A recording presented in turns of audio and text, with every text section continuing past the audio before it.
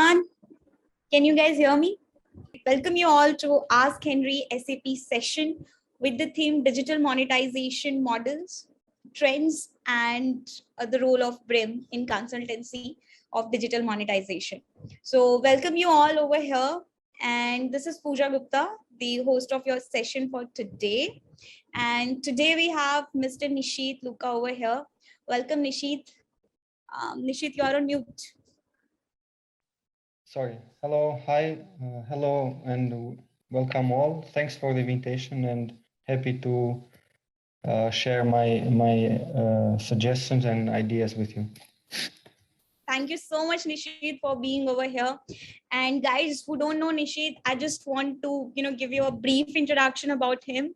So he's having 10 plus years in SAP BRIM consultancy, and his portfolio includes like more than 7 leading companies. And currently he is working as a senior SAP consultant and project manager with Vision Consulting GmbH Austria. So thank you so much, Neshet, for being with us today and sharing your views to our participants who are confused, like how to take consultancy or SAP consultancy as a career, and what is the role SAP BRIM is playing right now. So thank you so much for being over here. So yeah, so starting this session, Neshet, just want to give you a brief about like how it would be. So the entire session is divided into 4 segments. The first segment is about like understanding digital monetization and SAP role. Then second session is about best practices. The third is about SAP jobs or consultancy as a freelancer. And the fourth session would be like Q&A. So guys, I would like to encourage you all, if you have any questions, please use the chat portal of our Zoom dashboard so that we can take your questions in the end. And Neshet can, give you the right guidance about those questions. So yes, and that is how the whole session is divided. And now starting with the first session. So Neshet, are you ready? Yeah, I'm always ready. Nice, nice thing. Okay, so first session, understanding digital monetization in SAP role. So the first question which we have is like how companies are moving towards this like digital monetization model. What exactly does it consist of, and what does it mean? Because sometimes people also don't know how the things are changing, how companies are making themselves compatible enough with the recent trends. So this is the first question which came into the mind of anyone who wants to go into this. Yeah, I mean, I've been working with SAP BRIM, like you mentioned, several years, and starting typically with telecommunication. And back in time, every industry was like selling products, like typical, I don't know, the guys probably have heard SD, so sales and distribution, and this is how the market or the monetization was done before. That's selling only products, but now all these products have switched to services, so selling a product and service.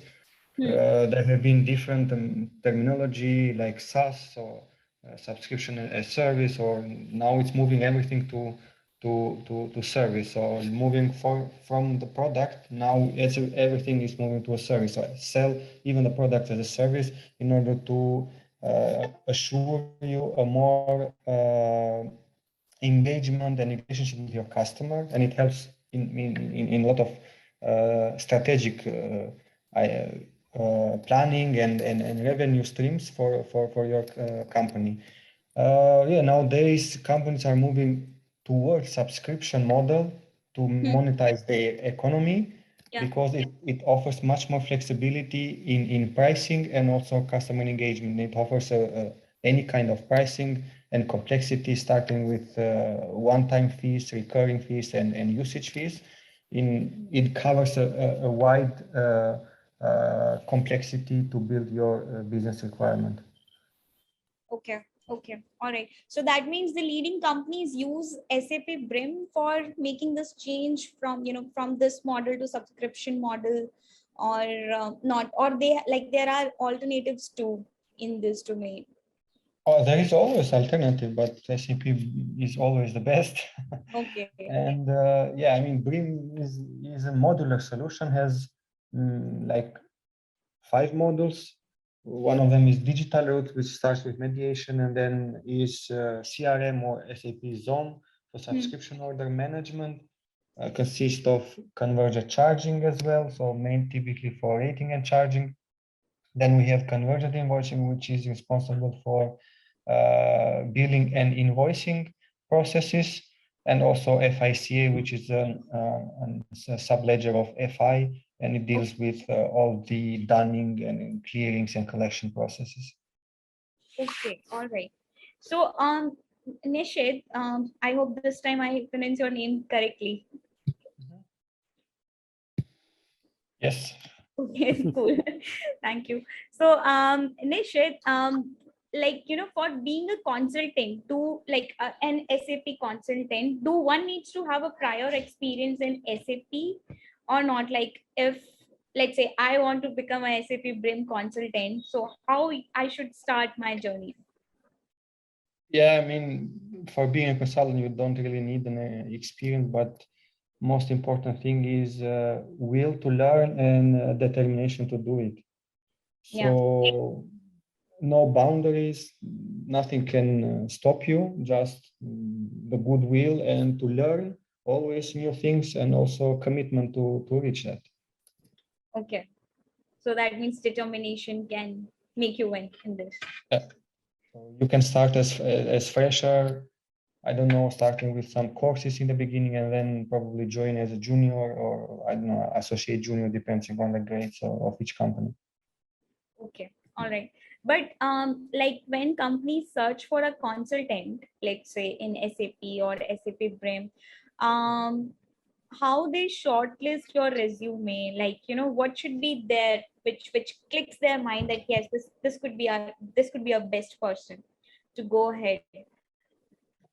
Yeah, that's a tricky question, because it's hard to come up with a template to say, okay, this is what Yeah. you have to do.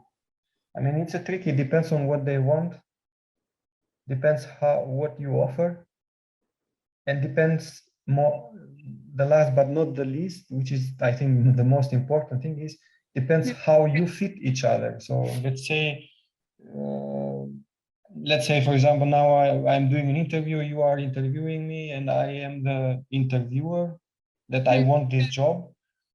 You are asking for A, B, C, and I'm providing you A, B, C, but then it's also important that how we fit, and how the conversation and the let's say goals meet, or the of each other meet. So I would say these are the 3 main steps. Okay. Okay. All right. So can I conclude this that if I want to be a SAP BRIM consultant, I can start afresh in BRIM. I need not to have any knowledge, any prior knowledge of SAP or SAP HANA or SAP Cloud Solution or SAP FICO also. Like it's good to have, but can I, start afresh from BRIM module itself? Or it's a Yeah, yeah. So it's always good to be familiar with SAP. I mean, SAP is huge, has a lot of models, like you okay. mentioned some of them, but it's not a stopping point, or it's not a must that you should know something on that. SAP BRIM is running on S4HANA, Okay. or in ECC, but now we also in S4HANA. So no fully requirement of previous knowledge needs that you could work with SAP BRIM. Okay. All right. All right. Okay. Thank you for this information, Neshet. And with this, our first section completed, and the second we are moving towards second session, that is best practices. So the first question is like, what top 3 best practices you would like to share with SAP consultants? Because I can see there are lots of questions here which who people are asking, in consultancy, like what should be there, what should they should follow to be a good consultant. so that they can get good projects and all in Yeah, general. I mean, let's say from technical point of view, definitely you need to be up to date with technology, updates that SAP is providing always. You have to be always not, let's say not the first, but you have to be up to date with what they have changed, what they are providing, some new solutions. So you have that you gain more experience, and also you are the first one to propose to your customer that okay, now we can do it in this way, and this is a good approach to push you forward and boost your confidence and also progress in your career. But talking from the soft skills, which are also very, very important, I would say the best practices upon the technical part is that you have to be and learn to be a super communicator. If you want to be a consultant, Okay. you have to be a really, really good communicator, because they say once you open your mouth, you tell the world who you are. Yeah. And that means that it shows to the customer confidence, experience that customer wants. Yeah. Another, I would mention that you have to learn. So in order to continue learning, and I really think that this is also important, especially when you start as a fresher. You have to find a mentor, so to give you some guidance in the beginning. That it's very, very helpful, because yeah, I mean, starting as a fresher, you always need some guidance, and the best way, I think, is always to find a mentor and work closely with him, learn from him, and you will get some of his point of view, and then of course in the later stage you go on your own. Okay, nice best practices. And I literally like the one about the communication skills. So last time when we had a session with Mr. Wouter, he also mentioned that it's good to have, like more than good to be skilled in languages. Like he told, it's good to know almost 3 to 4 languages so that you can deal with different people and everything. So like Nishet, it can be a personal question, but yes, you are also a consultant and handling many projects at the same time. So do you also get international clients outside Austria, and like how is the languages literally a barrier, or it's good to like what languages one should learn if they want to handle like more international clients? Any suggestions? Yeah, I mean, of course, I have international clients or in different countries. It's always good to know to learn new languages, but it's not it's not that easy, because Okay. yeah, the more you know, the better you are. I always say that if you know one more language, one more foreign language, you are double person. So if, for example, if you know English and you have this knowledge, you apply in English speaking knowledge. But then if you know, for example, German, or if you know French, then you apply the same, and you have much more wide opportunities and much more market. So yeah, I mean, I think the guys all know English. Okay. Other languages, other languages are all welcome. I don't know, like Spanish, German, French, maybe Swedish. I don't know. It depends. It depends on what kind of project you are working on, and depends on what professional life brings you. Okay, that's awesome. All right, and moving towards next question of ours. So the next question is about like what are the best practices you would like to share for the consultant of SAP BRIM in particular? Like what should they follow? Yeah, it's also the one that we mentioned before are also still valid for this. Okay. I would mention some additional one that we have to, if one of the guys aspire to be a SAP BIM consultant, they have to be good team member or team lead, depends on the role. They have to get practical with industry experience, and this knowledge that they gain, or they experience in one industry, they can easily apply to another industry because the solution is industry independent. So it's not dependent on industry. You can apply to different industries. Another point I would mention is that get certified with SAP, which shows you that you are continuously learning and keep up to date with current technologies development. Like I mentioned on top before, that we have always to be up to date. Yes. And guys, if you don't know, I suppose Neshet is already certified in more than 10 plus certifications from SAP itself. And he is also Six Sigma certified and all these project management certified. So Nishit, where these things came, like, the Six Sigma certifications or certifications in project management, like how they are related with SAP consultancy?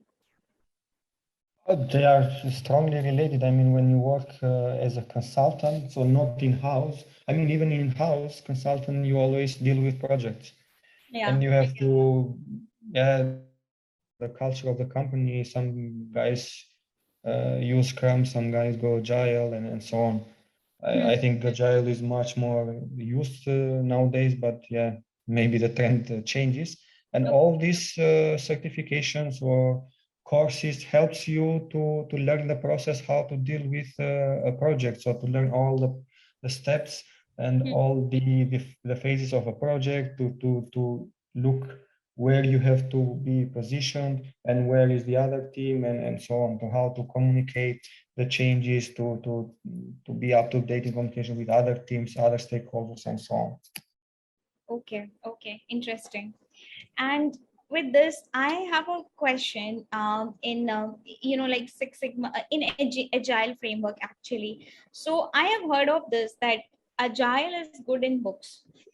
In reality, it delays a particular process because of longevity of giving froth, going froth and come back to and fro over and here.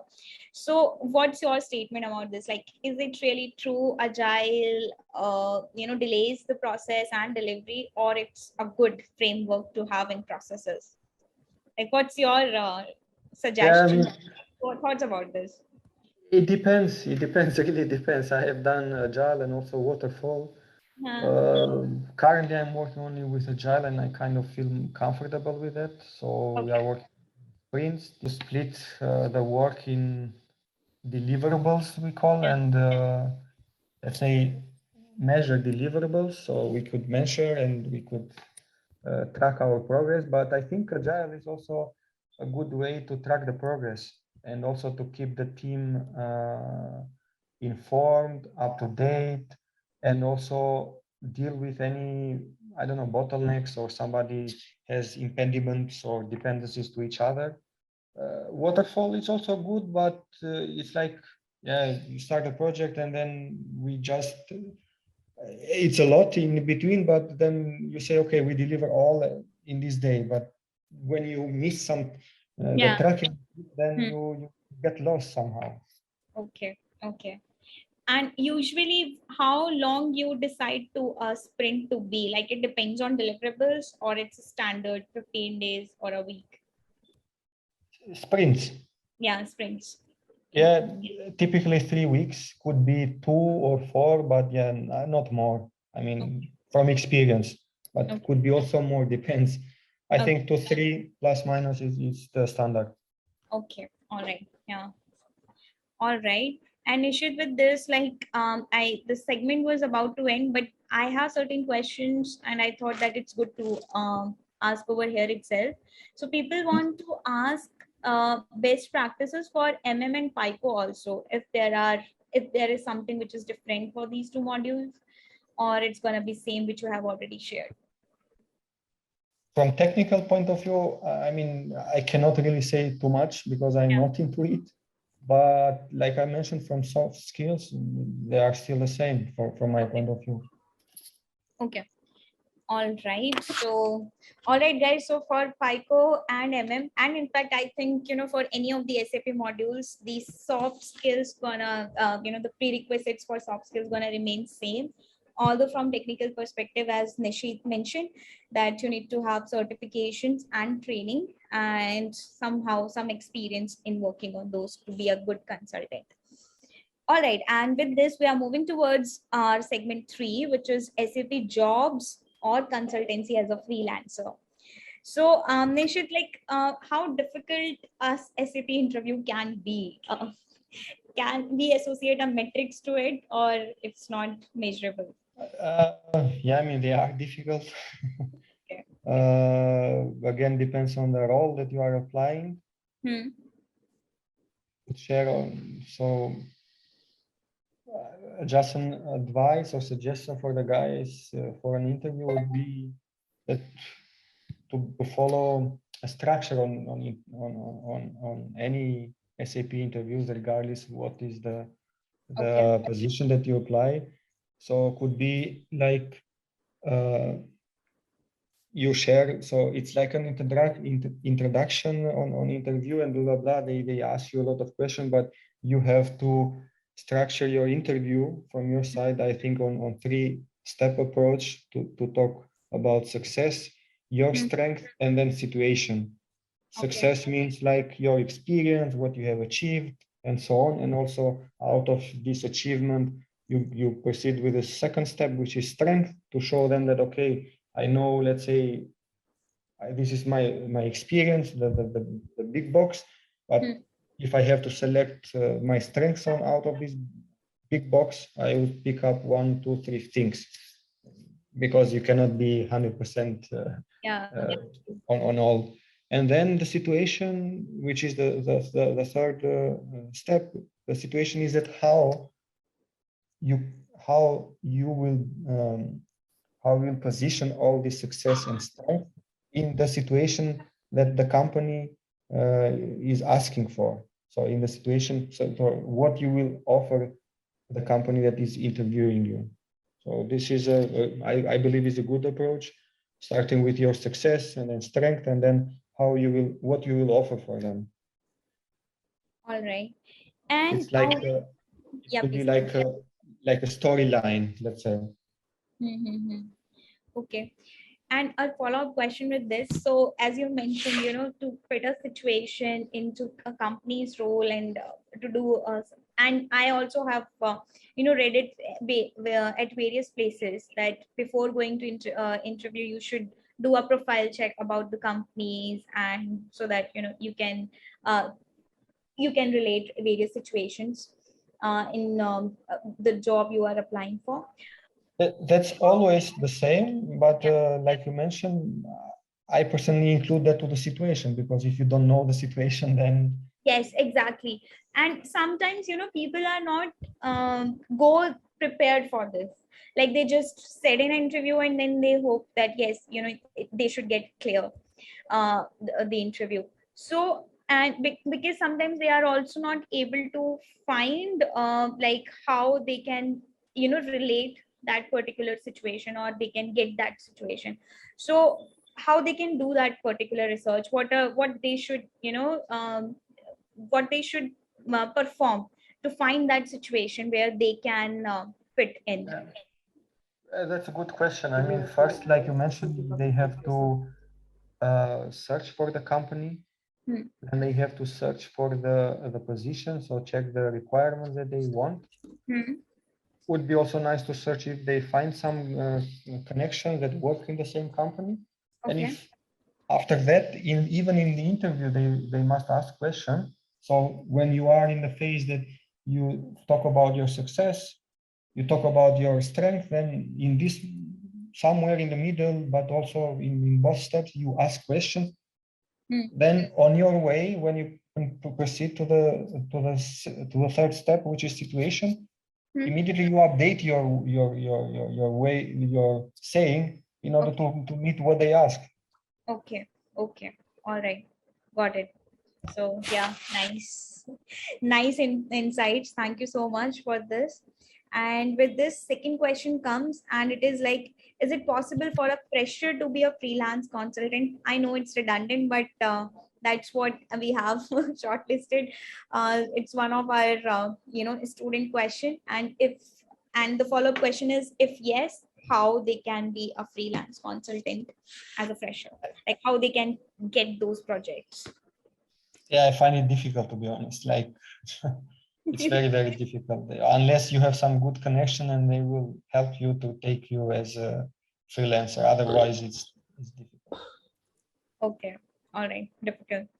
And all right, so the next is like how to maintain proper influx. If you are experienced and you are doing the projects, how one can maintain this proper influx of the projects. Like if somebody is on contractual period, so like how they can have this consistency in terms of the projects they have. I would say work in two streams.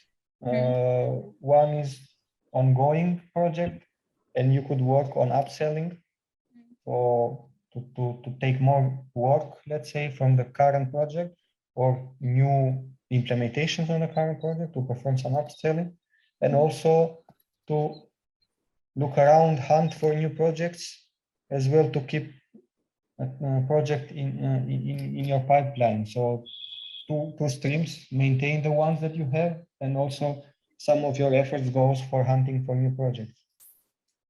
Okay, okay, nice.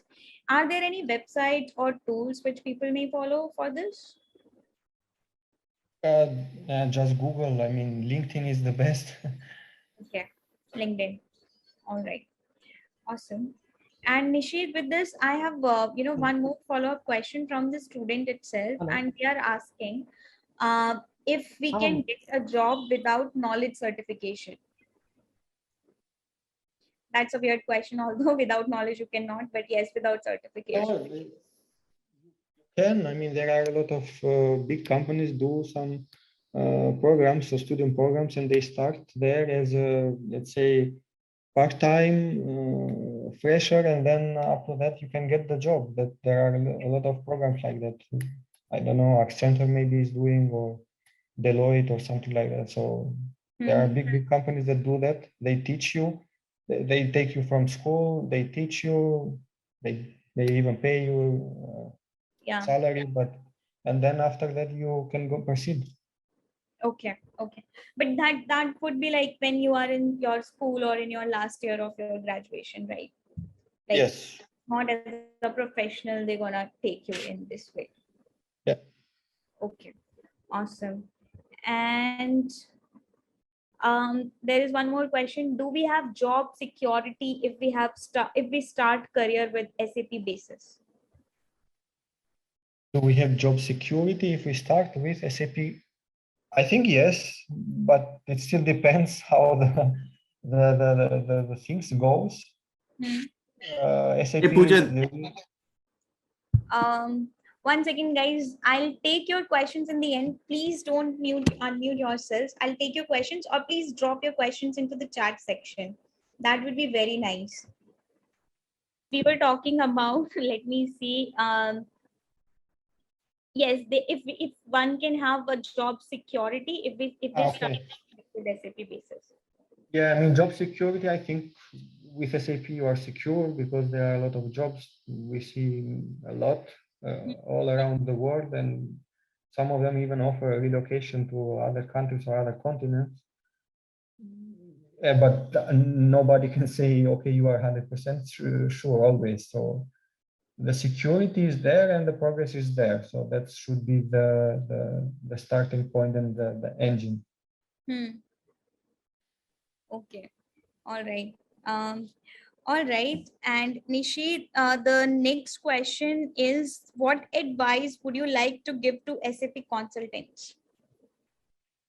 I mean, just one, if I summarize it, I would say that it's good to learn to listen before speak or before providing any solution to the customer, because it's very important to understand what they truly need, because sometimes customer does not know how to describe the problem, and it's always good to listen to them and ask question and then to reply and think out of the box. So just don't think only for maybe straightforward questions that or problem that they have, because that problem could affect on a subsequent system, and then you didn't think out of the box and you didn't think for the big picture, and then the problem is still there, it's not fixed. Okay. Okay. All right. Thank you so much for your insight, Nishet, about the advice on this. And with this, we are moving towards last segment of our session, and that is Q&A. And the first question, which we have shortlisted from the student, is that she got a project in SAP, but somehow she is not very sure whether to start with it or not, because of lack of confidence. So what should be her calls? Should she take this, or should she not? Or like how to proceed with this? Yeah, I mean, straightforward, she should get the project and ask for help. Maybe Okay. colleagues, friends, ex-colleagues, whatever. All So right. just when you lack confidence, then ask for help. Okay. Okay.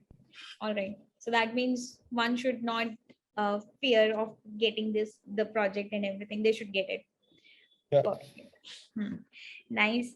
And the next question is from, what's her name? Yes, it's Radhika.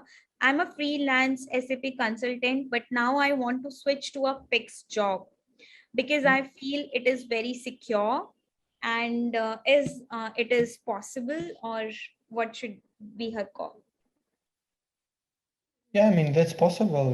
Both ways are, so you are on a permanent job and then you go freelancer, and then from freelancer you go to a fixed job. That's always, it depends how you feel. Like you are showing to, like the question is that I feel more secure to go to a fixed job. So it's possible. Any switch is possible. Don't companies ask this, like why you are switching from freelancing to fixed? They, Don't they have this fear, like, if we're gonna handpick this particular candidate, then they may leave us, or because he's already a freelancer, there won't be, like, any loyalty or something yeah, like.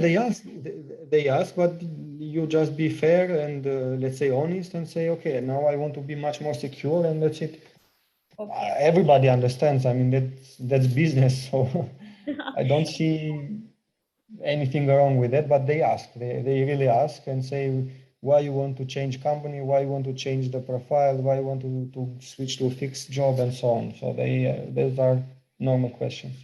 Okay. All right. And the trick is to be honest and. Yes, yes, yeah. Okay. All right. All right, guys. So if you are looking forward to switch, any switch, so please be honest with yourself. Then yes, you would be able to get it. All right, Nishit. So these were the questions, and now I'm taking the questions from the chat portal. And the first question, which Prasanna asked, is SAP Brim also known as SAP Hybris? Yeah, it was, it depends. Hybris, not from the e-commerce side, but it was called SAP Hybris Billing Okay. before like 2.5 years. So it was SAP Brim, then it switched to Hybris Billing in 2016 up to 2018 and something. And then from 19, and now it switched again to SAP Brim. Okay. Okay. Oh, nice. A nice journey of SAP. SAP Brim, basically. All right. Next question is from Science side, and he's asking, is there any criteria to join the consultancy or to become a consultant? If there is any minimum criteria which companies asked for to be a Like consultant. I, yeah, like I mentioned, no criteria, just willing to learn and waiting for your opportunity. Okay, nice. Yeah. All right. And the next question is from Ram, and he's asking if there is any scope for FICO S4 HANA. Like, what exactly is the scope? Which module, you should start with, or it depends. It's a subjective thing. It depends, to be honest. I mean, yeah, I'm not into SAP FICO, but it depends. Okay. Hard to give precise answer. But Nishit, sometimes what happens is people are very much confused. Like they want to switch to SAP field. Like for example, if somebody is already Six Sigma consultant, or they have business analysis or data intelligence job profile, but they want to change their profession or their career into SAP. They got confused from where to start. Like, should they start with the SAP HANA or a cloud solution, something into technical or something into management? And they have these questions to ask. So, how they can shortlist any module? Is there any minimum criteria, or they can, or something which they can, proceed with step by step?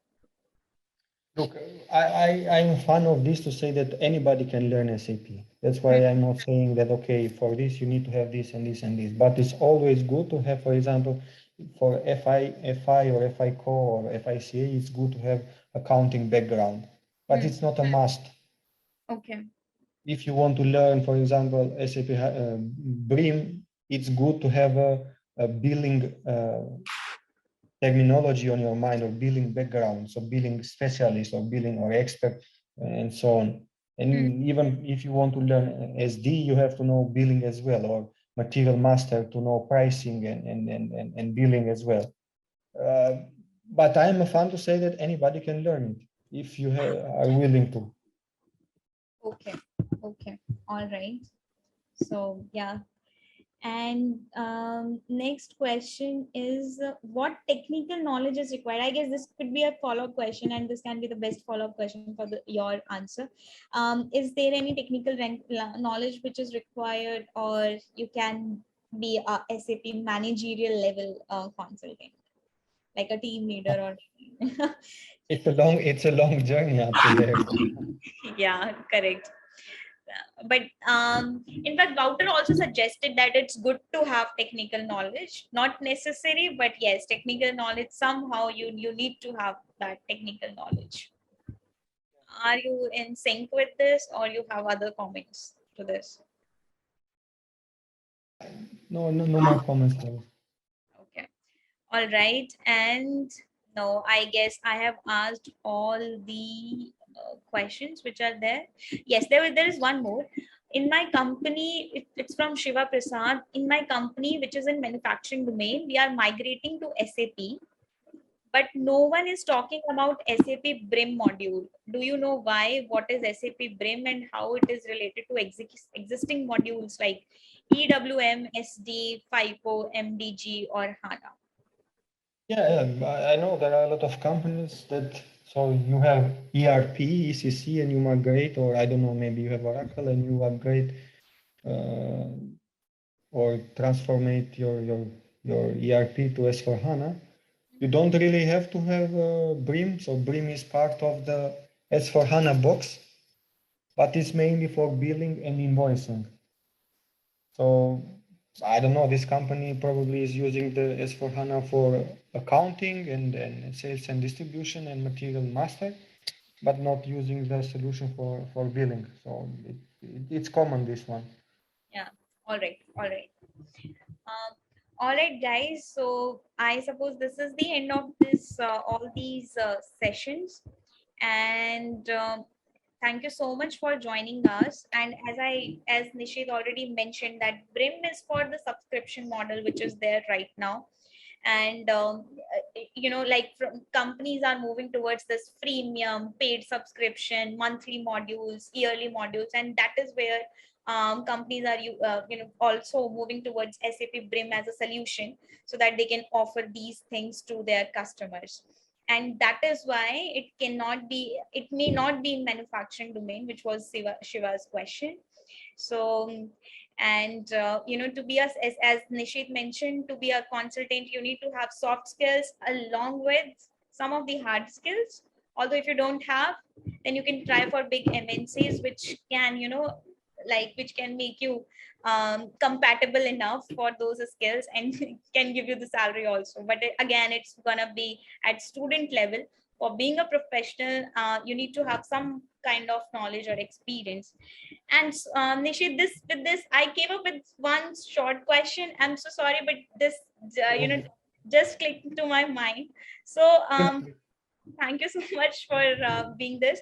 But yes, the last question is, sometimes people are confused, like how to take even a like project where they can do a practice, right, where they can do just the implementation of their learning. Is there anything where they can find such projects or do the implementation or something, like not being attached with a company, just as a live project or a practice kind of thing? Is there anything available? I didn't really understood. So something, so a project where some consultant can just do the practice, or I don't. Yes, for practice, like a live project kind of thing, not really as a consultant, but to implement what you have learned. Yeah, there are a lot of educational institutions like Henry, but they offer practical experience. So they provide you system accesses, so server access, and there you can work and gain some more experience with hands-on. Probably they offer also training, hands-on on training, and then on your own you can continue purchase the some for some time the system access where you can build some small exercises, and then this is how you can start learning some experience. Okay, and would the mentioning of such projects in the resume is worth, like, Yeah, will it is. find it good? Yes, it is worth to mention it because you know what you are talking about, and you are talking with facts. You don't know how to implement the business logic of the customer, but you know how to start it, and that's a good starting point. Okay, nice. So yes, Nishet, that was the last question, and thank you so much for giving the answers, and thank you so much for being over here. And I would like to extend my thanks to all our participants too. So yeah, thank you everyone. Thank you so much. Thank you too for having me, and yeah, it was also nice to share my ideas with you all. Thank you. Thank you so much, guys. Bye, everyone. Bye. Ciao.